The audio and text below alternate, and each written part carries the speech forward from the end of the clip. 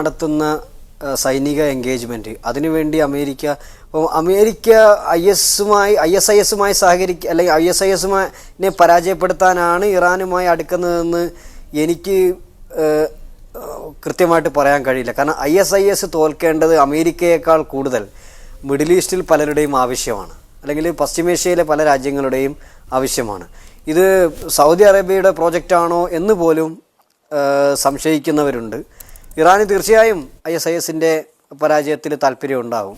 അപ്പോൾ ഇറാനുമായി അമേരിക്കയുടെ ബന്ധം നന്നാകുന്നത് ISIS-നെതിരെയുള്ള അമേരിക്കയുടെ പ്രവർത്തനങ്ങളെ ശുഭോദർക്കമായി സ്വാധീനിക്കും എന്ന് തന്നെ ഞാൻ വിശ്വസിക്കുന്നു. പിന്നെ TP സാർ പറഞ്ഞതുപോലെ UN-ലെ സഹായം കിട്ടാൻ ബുദ്ധിമുട്ടാണ്. കാരണം UN പൊതുവെ ഒരു നിലനിൽപ്പ് ഭീഷണി നേരിടുന്നുണ്ട്, രാഷ്ട്രീയ വിഷയങ്ങളിൽ നിന്നും മാറി നിന്നുകൊണ്ടുള്ള. അപ്പോൾ ഇത് അമേരിക്ക മിക്കവാറും 1995-96 ബോസ്നിയ സെറ്റിൽ ചെയ്ത പോലെ, അല്ലെങ്കിൽ 1999 നമ്മുടെ മിലോസെവിച്ചിനെ സെറ്റിൽ ചെയ്ത പോലെ ഇതും സെറ്റിൽ ചെയ്യാനാണ് സാധ്യത എന്ന് തന്നെയാണ്. ഇനി പക്ഷേ ISIS ഇതിലും വളരും എന്ന് ഞാൻ ഭയപ്പെടുന്നു. അതായത് ഇത് എൻ്റെ ഒരു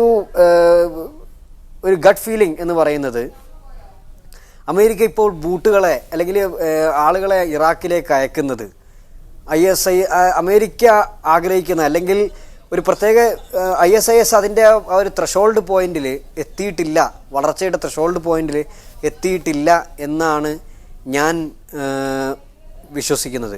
അത് ഇന്നിപ്പോൾ ഉണ്ടായിരിക്കുന്ന ഈ പുതിയ നീക്കം അമേരിക്കയുടെ, അത് പുതിയൊരു പ്രൊജക്റ്റിൻ്റെ തുടക്കമായിട്ടാണ്. അതായത് ഒരു 1989-ൻ്റെയും 90-ൻ്റെയൊക്കെ ഒരു തിരിച്ചുവരവായിട്ടാണ് എനിക്ക് തോന്നുന്നത്.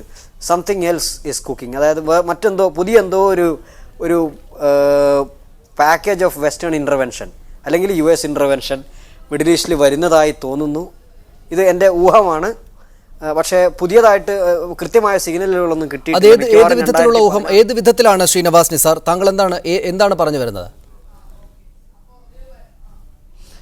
അതായത് പുതിയൊരു സൈനിക രാഷ്ട്രീയ സമീകരണമോ ധ്രുവീകരണമോ മിഡിൽ ഈസ്റ്റിൽ നടന്നേക്കാം. അതിനുവേണ്ടിയുള്ളൊരു പ്രിപ്പറേഷൻ്റെ ഭാഗമായിട്ടാണ് അമേരിക്കയുടെ പുതിയ നീക്കം എന്ന് എനിക്ക് തോന്നുന്നു. ഞാൻ തിരിച്ചു വരാം താങ്കളിലേക്ക്. ശ്രീ TP ശ്രീനിവാസൻ, IS അതിൻ്റെ ഒരു വളർച്ചയുടെ പരമാവധി എത്തിയിട്ടില്ല, ഇനിയും IS വളർന്നേക്കാം എന്ന് സംശയിക്കുന്ന ആളുകളുണ്ട് ലോകത്ത്. IS-ൻ്റെ ഇതുവരെയുള്ള പോക്കും ഏതാണ്ട് അതിനോട് ചേർന്ന് നിൽക്കുന്നതാണ്. അമേരിക്കയുടെ അടക്കമുള്ള ഇടപെടലുകൾ ഇതിനെ ഇല്ലായ്മ ചെയ്യാൻ, ഇത് ലോകത്തിന് ഒരു ഭീഷണിയാണെങ്കിൽ അതിനെ പൂർണ്ണമായി പിഴുതുമാറ്റാൻ സാധിക്കുകയില്ല, ഇനിയും അവർ മുന്നോട്ട് തന്നെയാണ് പോവുക എന്ന ആശങ്കകൾ പ്രസക്തമല്ലേ?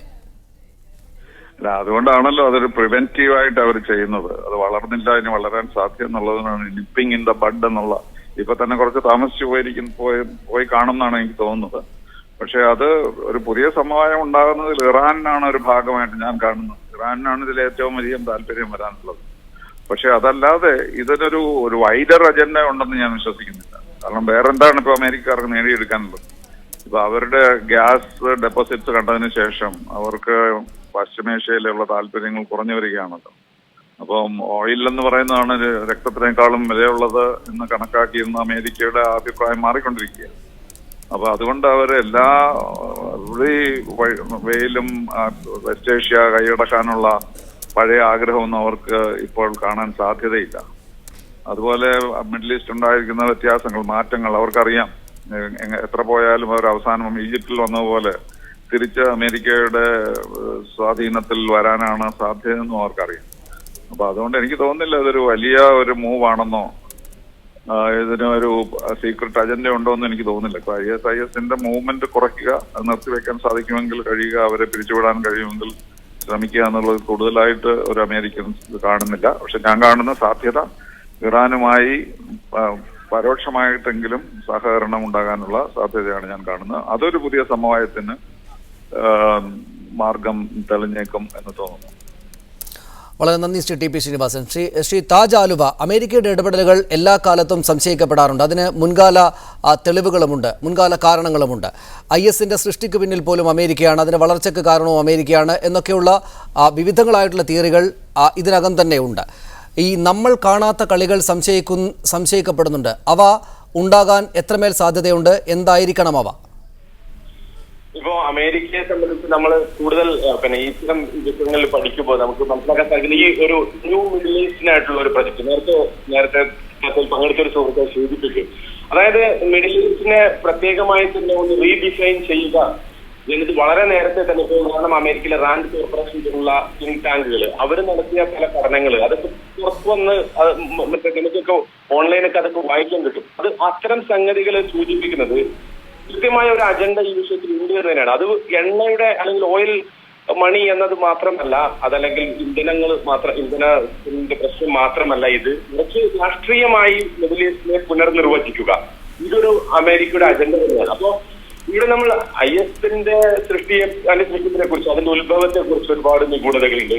അതിന്റെ നേതൃത്വം അബൂബക്കർ അൽ ബഗ്ദാദി, അദ്ദേഹം അമേരിക്കൻ ജയിലിൽ കുറെ കാലം ഉണ്ടായിരുന്നു എന്ന് പറയപ്പെടുന്നു. അതുപോലെ ചില ഗൂഢാലോചന തിയറികൾ, അതിൽ നമുക്ക് എത്രത്തോളം സത്യമുണ്ടെന്നൊന്നും പറയാൻ പറ്റില്ല. അതിൽ തന്നെ പറയുന്ന ചില രാജ്യങ്ങളുടെയൊക്കെ രഹസ്യാന്വേഷണ സംഘങ്ങൾ ഇതിന്റെ പിന്നിൽ വളരെ വ്യക്തമായി പ്രവർത്തിച്ചിട്ടുണ്ട് എന്ന് പറയുന്നു. അവർ തന്നെ പ്ലാൻ ചെയ്ത നേതൃത്വമാണ് വാസ്തവത്തിൽ IS ഉണ്ട് എന്ന് പറയുന്നു. പക്ഷെ അതൊന്നും എന്നെ സംബന്ധിച്ചിടത്തോളം വ്യക്തമായ ഒരു സത്യമായി എടുത്തു പറയാൻ മാത്രമുള്ള ഒരു സംഗതികൾ അല്ലെങ്കിൽ കൂടി അതിനെയൊക്കെ വിശ്വസിക്കേണ്ടി വരുന്ന ഒരു സാഹചര്യം വാസ്തവത്തിൽ മിഡിൽ ഈസ്റ്റിൽ രൂപപ്പെട്ടു വന്നിട്ടുണ്ട്. കാരണം ഏത് അടിസ്ഥാനത്തിലാണ് ഈ IS ഒരു ഇസ്ലാമിക സ്റ്റേറ്റ് ആണെന്ന് വാദിക്കുക, അല്ലെങ്കിൽ ഒരു യഥാർത്ഥ ഇസ്ലാമിക രാഷ്ട്രത്തിന് വേണ്ടിയാണ് അവർ നിലകൊള്ളുന്നത് എന്ന് വാദിക്കുക എന്ന് ചോദിക്കുമ്പോൾ സ്വാഭാവികമായിട്ടും അതിനൊരു അടിസ്ഥാനമില്ലാത്തൊരു വാദമാണ് അവർ വാദിക്കുന്നത്. അതോടൊപ്പം തന്നെ അവർക്ക് ഈ പറഞ്ഞ അർത്ഥത്തിൽ ആയുധങ്ങൾ ലഭിക്കുന്നു, പ്രത്യേകിച്ചും അമേരിക്കൻ നിർമ്മിത ആയുധങ്ങൾ നിർലോഭം ലഭിക്കുന്നു, ഇങ്ങനെ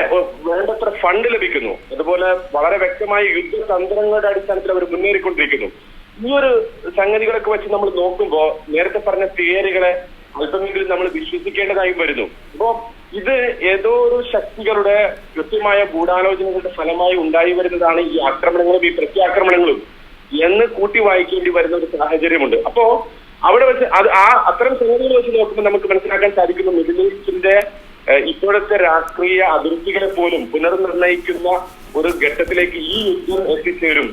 പ്രത്യേകിച്ച് ഷിയാക്കൾക്ക് പ്രത്യേക രാജ്യങ്ങളുണ്ടാകാം, കുർദുകൾക്ക് പ്രത്യേക രാജ്യങ്ങളുണ്ടാകാം, യസീദികൾക്ക് രാജ്യങ്ങളുണ്ടാകാം. അങ്ങനെ ഇപ്പോഴുള്ള അതിർത്തികളെ തന്നെ പുനർനിർണയിക്കാനുള്ള ഒരു നീക്കമാണോ എന്ന് ഇതിനെക്കുറിച്ച് നമ്മൾ വിലയിരുത്തേണ്ടി വരികയാണ്. ആ ന്യൂ മിഡിൽ ഈസ്റ്റ് എന്ന ഒരു യാഥാർത്ഥ്യത്തെ കുറിച്ച് അല്ലെങ്കിൽ അങ്ങനത്തെ ഒരു സങ്കല്പം ഇത് യാഥാർത്ഥ്യമാക്കുന്നതിനുള്ള ശ്രമങ്ങളാണോ ഇത് എന്ന് നമ്മൾ സംശയിക്കേണ്ടി വരികയാണ്. തീർച്ചയായും വളരെ നന്ദി ശ്രീ താജ് ആലുവ. ശ്രീ നവാസ് നിസാർ, നമുക്ക് ഈ ചർച്ച അവസാനിപ്പിക്കാം. അതിശയോക്തിപരം എന്ന് ആദ്യ കേൾവിയിൽ തോന്നുമെങ്കിലും ഒന്നും അങ്ങനെയല്ല, വളരെ സാധാരണമായി തന്നെ സംഭവിച്ചേക്കാം എന്ന തോന്നലുണ്ടാക്കുന്നതാണ് ഈ മേഖലയിലെ അമേരിക്കയുടെ ഇടപെടലിൻ്റെയൊക്കെ ചരിത്രം. അതുകൊണ്ട് തന്നെ ഈ രാഷ്ട്രീയമായി മിഡിൽ ഈസ്റ്റ് പുനർനിർവചിക്കുക എന്നതൊക്കെയാണ് അമേരിക്ക ഈ കാര്യങ്ങളിലൂടെയൊക്കെ ലക്ഷ്യമിടുന്നതെങ്കിൽ ഏത് തരത്തിൽ പുനർനിർവചിക്കപ്പെട്ട മിഡിൽ ഈസ്റ്റ് ആയിരിക്കും അമേരിക്കക്ക് ഗുണകരമായ, അവരുടെ താല്പര്യങ്ങൾക്ക് സന്തോഷമുണ്ടാക്കുന്ന വിധത്തിലായി മാറുക? അതിനായിട്ടുള്ള എന്തൊക്കെ പ്രവർത്തനങ്ങളാകും ഇനി അങ്ങോട്ട് നാം കാണേണ്ടി വരിക? അതായത് സനീഷ, എന്താണ് നമ്മുടെ എൻ്റെ പേര് മറന്നു എന്നോട്, കോൺസ്പിരസി തിയറികളെ വിശ്വസിക്കുക എന്ന് പറഞ്ഞാൽ അത് ഒരു നിർഭാഗ്യമാണ്.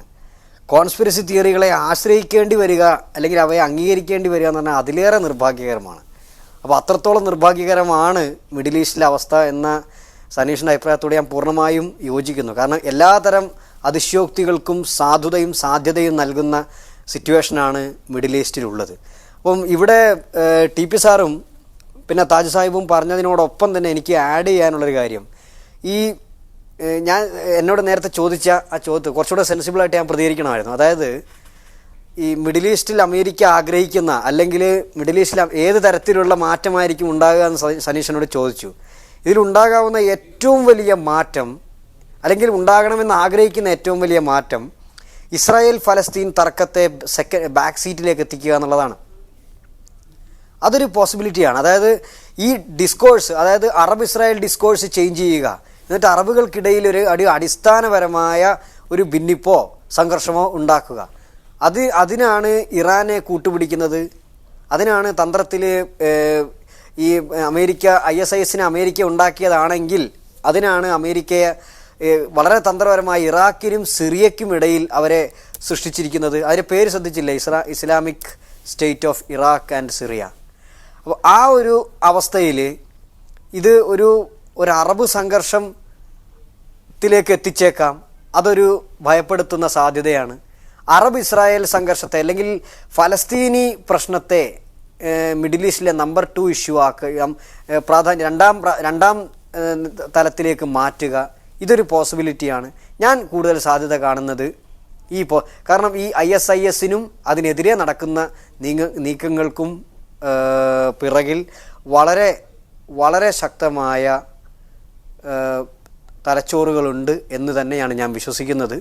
എന്തായാലും നമ്മൾ മിഡിൽ ഈസ്റ്റിൽ എന്ത് തന്നെ സംഭവിച്ചാലും അത് നമ്മൾ ഇതുവരെ കാണാത്ത രീതിയിലുള്ള ഒരു ഭയാനകതയായിരിക്കും. മിക്കവാറും അത് ഒരു അറബികൾക്കിടയിലുള്ള ഒരു സുന്നി സിയ സംഘർഷം പോലെ ആവാനാണ് സാധ്യത എന്നാണ് എൻ്റെ ഭയപ്പാട്. വളരെ വളരെ നന്ദി ശ്രീ നവാസ് നിസാർ, ശ്രീ താജ് ആലുവ, ശ്രീ TP ശ്രീനിവാസൻ ഈ ചർച്ചയിൽ പങ്കെടുത്തതിന്. അമേരിക്ക ഇന്ന് 1500 സൈനികരെ കൂടെ ISനെതിരായ പോരാട്ടത്തിന് വേണ്ടി അയച്ചിരിക്കുകയാണ്.